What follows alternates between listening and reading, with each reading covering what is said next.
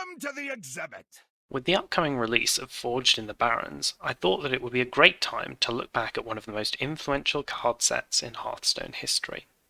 Join me for a look back at the legacy of the League of Explorers. Who knows what secrets will uncover? Let's start with aesthetics. Aesthetically, the set was something very different from what we had seen previously. It was the first Hearthstone original set, including key characters that had not been previously seen in the Warcraft universe, such as Reno Jackson, Elise Starseeker, Sir Finley Murgleton, and Rafam, alongside the existing character of Bran Bronzebeard. These characters went on to become iconic for Hearthstone, with Elise receiving a second card in Journey to Ungoro, Rafam receiving another card in Rise of Shadows, the whole league each receiving another card in Saviors of Uldum, and finally Reno Jackson receiving a third card in the Galakrond's Awakening mini-set. All 5 of these card sets also featured characters within a prominent narrative role. In fact, the original versions of these cards were some of the first to incorporate an overall narrative for the set, with character cards for the key narrative players, an idea which would continue in most Hearthstone sets going forward. If you look at Forged in the Barrens, for example, every class has a legendary mercenary card, which features in artwork for the class's other cards, and which we will get to see grow and develop throughout the Year of the Griffin. This all started in the League of Explorers. Who's up for an adventure? The second key innovation of the League of Explorers was the Discover mechanic. Mechanically, the League of Explorers also laid the groundwork for a lot of iconic Hearthstone mechanics going forward. The set's signature keyword, Discover, allowed the player to choose a card to keep from a selection of 3 cards for their class, unless stated otherwise. This ended up becoming one of the few expansion-specific keywords to transition into an evergreen one, and we've seen at least a few Discover cards in every expansion ever since. The Discover keyword on a card started out in League of Explorers, being valued at around 1 mana. Cards like Dark Peddler, Jeweled Scarab, Ethereal Conjurer, and to a slightly lesser extent Museum Curator were all popular during the League of Explorers meta. The villain of the set, Rafam, also employed the Discover effect, but rather than discovering existing cards, he discovered from a unique pool of powerful artifacts. All of these cards were at least somewhat understated for their cost, even at the time, but the versatility of discovering a card alongside playing them was a big factor in why they saw play. Generating cards which you had not included in your deck was a fairly rare occurrence at the time, and as such, Discover was a premium effect which gave you access to options that you otherwise wouldn't have. The keyword was incredibly popular with most players, and continued to be well regarded for a long time afterwards. Some problems would come, however, later down the line, as the stat budget for Discover seemed to get lower and lower as more expansions went on, with minions eventually being printed that had premium stats for their cost alongside a Discover effect, such as Instructor Fireheart and Wand Thief.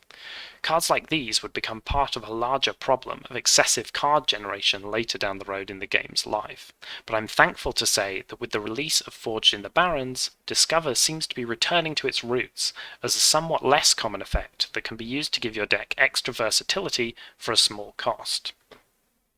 We're gonna be rich! Let's move on to Highlander. The League of Explorers was also the birthplace of the extremely popular Highlander archetype, through the card Reno Jackson. Reno Jackson is arguably one of the most iconic Hearthstone cards to date, and has seen multiple new cards printed using the same character. The effect of restoring your hero to full health was extremely strong, especially in a meta that would come to be mostly aggro-dominated, as we will discuss later on. The deck building restriction of only having 1 of each card in your deck was a unique one, which required great thought to build an effective deck around, and allowed players to make use of some cards which previously saw very little play. In the early days of the mechanic, it was not uncommon to see 2 copies of certain key cards included in Highlander decks, with the hope being that you would draw at least 1 copy of said card before you needed to play Reno Jackson. The new keyword of Discover also helped to somewhat mitigate only having one of each card in your deck, as it was possible to discover a second copy of some cards if luck was on your side, and the flexibility of these Discover effects allowed you to better tune your hand to the matchup you were facing. Warlock became the class with which the archetype initially settled down best, with a Reno variant of the classic handlock deck seeing significant popularity throughout the expansion. The archetype was successful and interesting enough that it would be revisited multiple times in the future. Firstly in Mean Streets of Gadgetzan with Inkmaster Solya, Razza the Unchained, Krull the Unshackled, and Kazakus. Secondly in Say Visible Doom with Sir Finley of the Sands, Enlise the Enlightened, Reno the Relicologist, Dinotamer Bran, and Zephyrus the Great. And finally in Descent of Dragons with Dragon Queen Alexstrasza.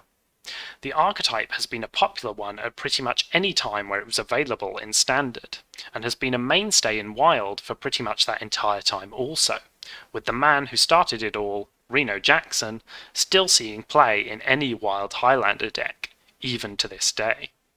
Do you have the artifact?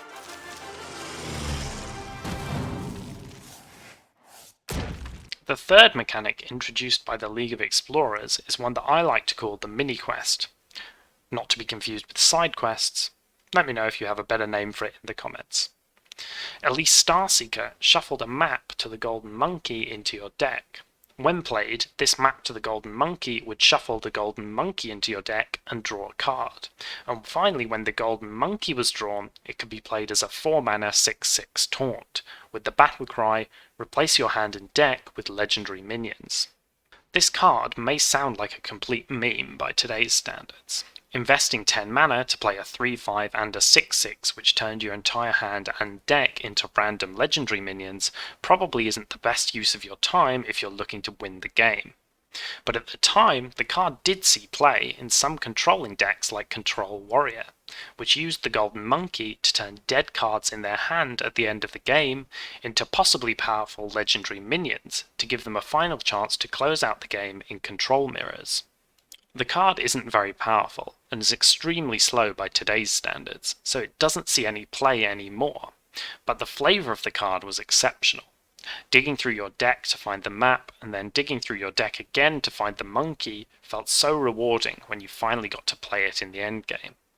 Elise was the first card which shuffled an objective like this into your deck, a mechanic which we would later see reused to great success, with cards like Elise the Trailblazer, the Darkness, Cthulhu the Shattered, and Mankrik in the upcoming Forged in the Barrens set. Even cards like White Eyes, Prince Malchezaar, and Prime Minions are arguably a version of this type of mechanic. The Golden Monkey still reigns supreme for me in terms of flavour surrounding this effect, however. The game-long deck scouring to find the monkey just can't be beaten.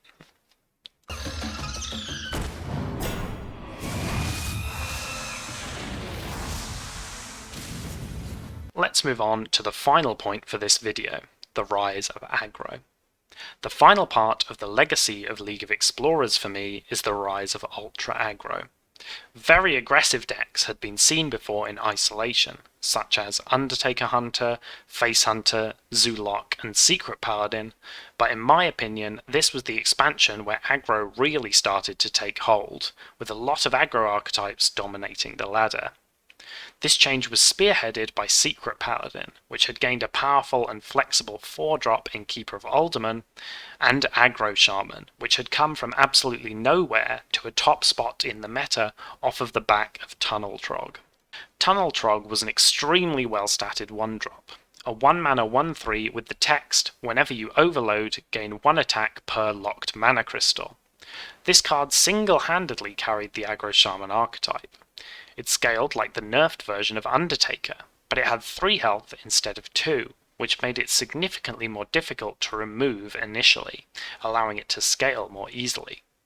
Moreover, a lot of the cards which had Overload as part of their effect were damage-based spells like Lightning Bolt, Lava Burst, and Crackle.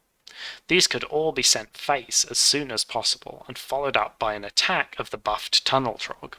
The overload itself didn't even matter that much due to Lava Shock, which could unlock your overloaded mana crystals. The plan of the deck was simple. Just send everything face that you possibly could while buffing up and protecting your tunnel trogs with cards like Feral Spirit and Totem Golem. The deck included only one card over 3 cost, Doomhammer, a 5 mana 2/8 weapon with Wind Fury and Overload 2. This was the perfect finisher, as not only did it significantly buff your tunnel trogs when played, it also synergized exceptionally well with Rockbiter Weapon, which cost only 1 mana at the time, for 10 damage on a turn from just the weapon and Rockbiter. The deck would often end games on turn 5 or 6 with a good curve, and 7 or 8 with a below average curve. If the enemy could force the game to go longer than that, then the deck would usually fizzle out, but it was extremely difficult to stabilize against the deck once it got rolling. The deck would continue to shape the meta in Standard for several expansions after the League of Explorers, only really dropping off when Tunnel Trog rotated to Wild. Even in Wild, the deck was still one of the premier aggressive decks for quite some time after that, but was eventually phased out of the meta around the time of the Witchwood, when Secret Mage was becoming more established, and more aggressive decks appeared in other classes that were simply more efficient than Aggro Shaman, such as Even and Odd Paladin. I am Rafal, the supreme archaeologist. Let's talk about Naga Sea Witch. Some of you may be wondering, what about Naga Sea Witch? Why haven't I mentioned it yet? It was a big part of the League of Explorers, right? Well, yes and no. The card was introduced during the League of Explorers, but in its original incarnation, the card would apply its Your Cards Cost 5 aura last out of all effects. Meaning, if you had a giant that had been reduced to 0 cost through its own effect, and you then played Naga Sea Witch, the giant would be set to 5 cost, making the card pretty bad. It wasn't until a fair bit later in Knights of the Frozen Throne that the card's effect was changed to apply first rather than last, meaning that all cards would be set to 5 mana, and then their own cost reduction effects would trigger, meaning you could get cards like Molten and Sea Giant out much earlier than intended, since they were reduced starting from 5 rather than their original cost. The Naga Giants deck became very problematic in Wild after this change, and dominated the Wild meta for the better part of a year, until Sea Witch was nerfed to cost 8 rather than 5, effectively killing the archetype. Nevertheless, during the time where the deck was active in Wild, it was probably one of the least fun decks to play against of all time, and caused massive community outcry for that reason. A warning perhaps as to how dangerous cards which can enable reduction to 0 mana can be.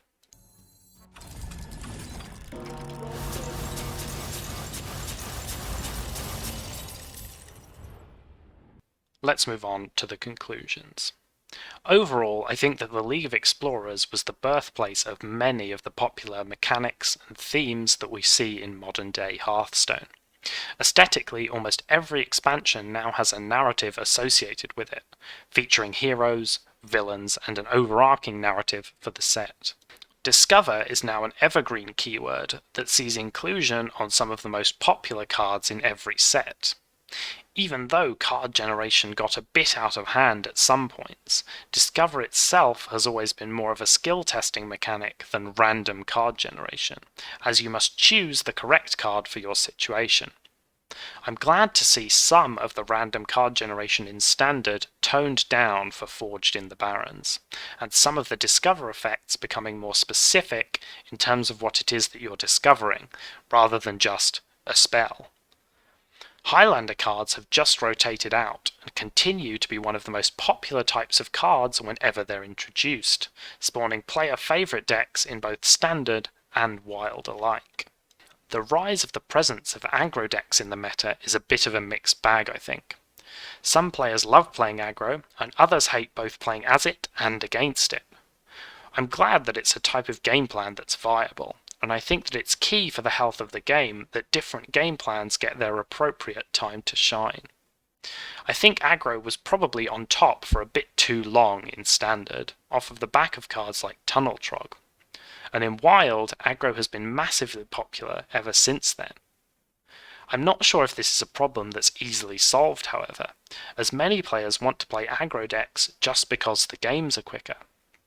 After all, if you want to climb the ladder, would you rather play a deck with a 55% win rate that has on average 10-minute games, or a deck with a 53% win rate that has on average 5-minute games? For the perspective of someone whose only objective is climbing the ladder, it's easy to see why aggro is so popular. In closing, I think that the League of Explorers set a really high benchmark for what it meant to be a good Hearthstone expansion, with many players looking back on that time fondly, comparing all future expansions to the glory days of the League of Explorers, and for good reason.